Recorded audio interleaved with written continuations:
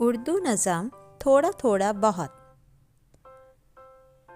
बनाया है चिड़ियों ने जो घोंसला, सो एक एक तिनका इकट्ठा किया। गया एक ही बार सूरज न डूब, मगर रफ्ता रफ्ता हुआ है गरूब। कदम ही कदम तय हुआ है सफ़र, नहीं आता एकदम शजर पर समर। ये बरसात जो मूसलाधार है, ये सब नन्ही बूंदों की बौछार है।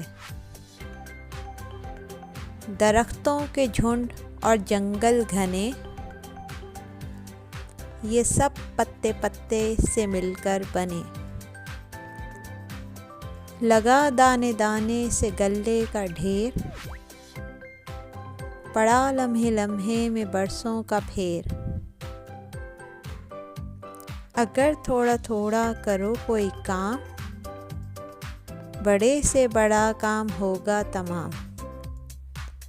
ये खूबसूरत नज़म इस्माइल मीठी साहब ने तहरीर की है बच्चों के लिए, और इस नज़म के ज़रिए उन्होंने बताया है कि काम चाहे जितना भी बड़ा और मुश्किल ही क्यों ना हो, अगर थोड़ा थोड़ा कर किया जाए तो वो काम मुकम्मल हो ही जाता है।